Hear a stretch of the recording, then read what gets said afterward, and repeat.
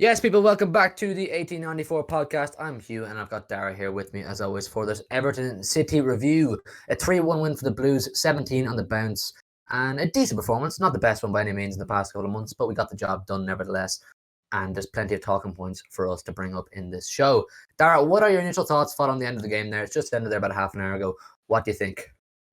I'm proper happy with it. We went out, we had a weird system, but we came out with the win again.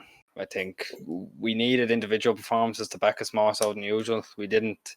It wasn't a great performance as a team, but we had players like Rodri and Foden. Well, Rodri more so performing than anyone.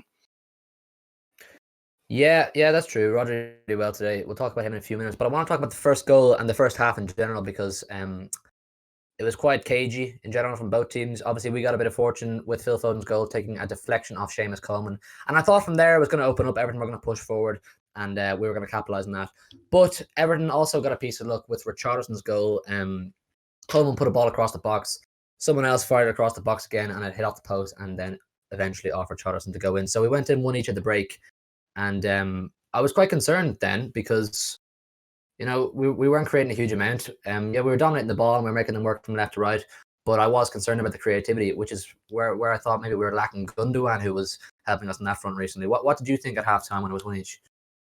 Yeah, like you said, very cagey, but we were like it was the worst I've seen us defensively for about about 17, 18 games now. Really, like we were just dodgy, weren't we? Like the defense is so open for the first goal, and then I want. Sorry, Kogos, go ahead there. no, go on. I just want to make one point on the goal we conceded. I was quite disappointed with Ruben Diaz on that front. If you look at it back, you'll see Kyle Walker has the front post covered, and Ederson is on his way to the front post, and Diaz sees Richarlison behind him, but proceeds to step forward as well to the front post, where Walker and Ederson already are. It doesn't actually really need to cover that badly, and it's leaving Richarlison completely open. Now, I know Ruben Diaz hasn't shown himself to make many decision errors like that before, but I think that was poor judgment on his part because he left Richarlison completely free, who obviously got the good fortune to tap in.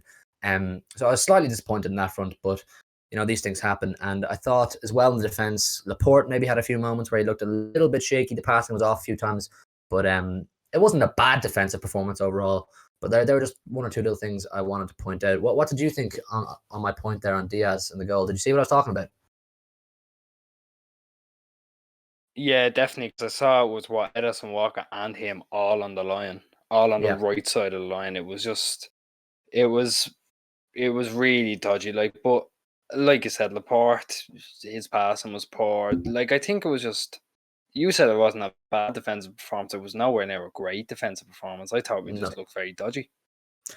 Yeah, I think there were times where Everton could have probably exposed us a bit more, and maybe had they had a better attacking line and possibly Dominic Calvert-Lewin up front, they possibly could have caused a bit more damage on that front. But we survived it anyway. To be fair, we survived it, and there was no calamities really, other than that small, like I said, decision error from Diaz is what I would consider. But listen, it's all that happened really. Anyway, we moved on to the second half, and it got to kind of the 60-minute to 62nd minute, and I was starting to think this has sort of got a 1-1 written all over it. Everton are playing really cagey. They're holding back. They're happy to move from side to side and keep us at bay, which is what they did until a moment of fantastic, really, from Riyad Mahrez. We know he's fantastic off his left foot, and he possibly could have scored another as well later on in the game, but it wasn't to be.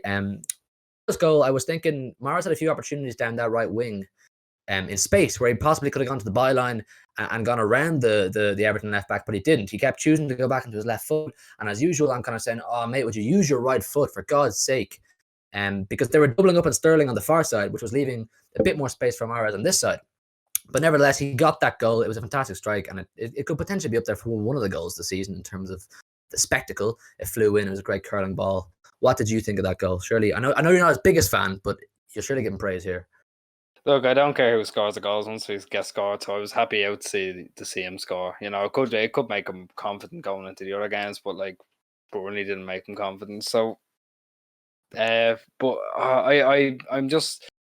hope that because if we want to win everything, everyone's gonna need to perform. Everyone's gonna need to play their part. So hopefully it'll wake him up. But in the first half, I thought he didn't have the greatest half. I thought it was very like everything was focused now on the right hand side. Thought he slowed it down. Walker kept putting out throw ins. Like I didn't know why we weren't centering it down with Sterling on the left because I thought he looked dangerous. That's why they had to double up on him. But that's why I think it was so poor in the first half. But then I think they must just got to kick up the arse at half time, and they came out and played a lot better, looked a lot better.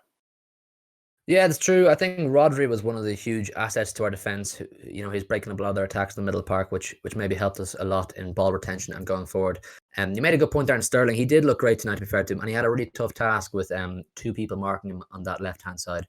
So props to him for that. We'll move on to the third goal, which was possibly quite fortunate for Bernardo, but he made a great run, and his ball control, as always, is fantastic. And he slotted it past Jordan Pickford, who did get a hand to it, and similar to Lloris last week with Tottenham, biscuit wrists. Getting a hand to it. Biscuit wrists. What is it? Lettuce wrists Lloris. Lettuce wrists Lloris. That's quite a hard one to say. But Pickford got a hand to it. It flew through his hand, and that kind of sealed the deal, sealed the 3 points. But after that, Mahrez, I'm bringing it right back to that right-footed point I was making on Mahrez a few minutes ago. He was true. He was one-on-one with the last defender, right? But the defender knew Mahrez was going to shoot with his left foot, so he was kind of able to shepherd him onto that and give him a really tight angle, which if Mahrez had any more confidence on his right foot or any more whereabouts on that side of his body, he could have thrown a step over with his left, and then he would have had basically the whole goal to shoot into with his right foot. So it could have been 4-1, and that's something I've always found quite frustrating with Mahrez. What did you think of that? Yeah, I mean, like you said, most of his right side is more open, but he did have two men on him. I think it was De Bruyne was kind of behind him, so maybe he had an option there. But he definitely should have put it onto his right, but he's just not confident. I don't know if it's not confident altogether, just not confident in his right foot.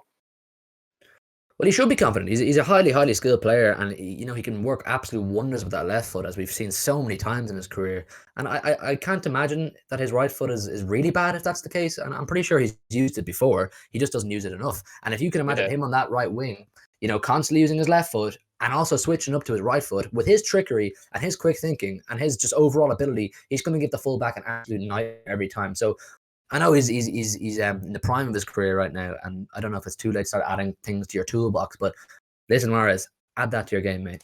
I would love to see that. And the next big talking point in the game is the return of the king.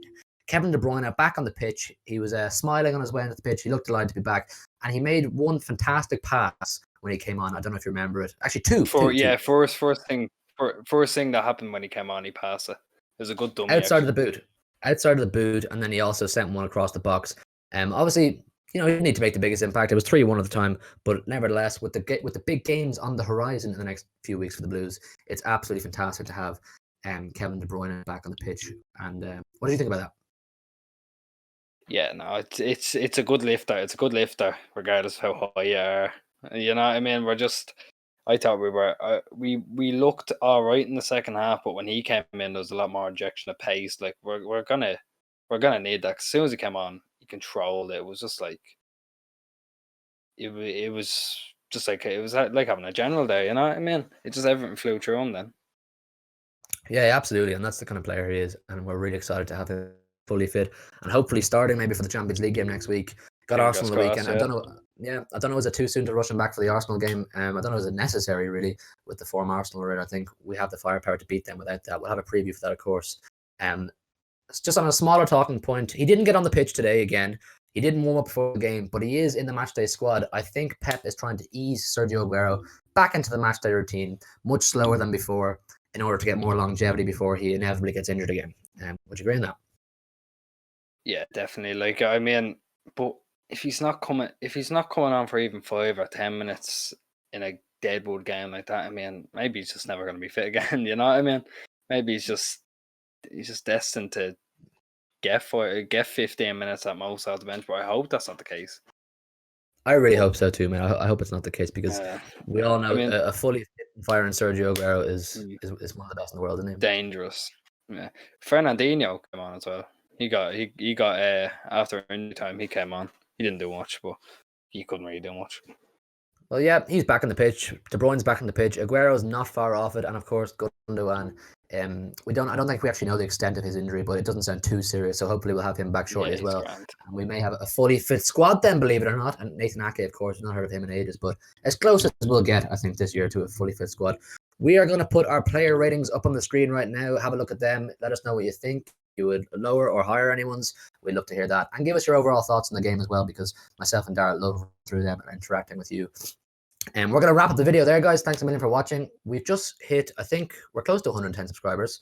Our latest target is 125. So if you could assist us on that front, it would be absolutely fantastic. So yeah, leave a like, subscribe, and we'll see you in the next one.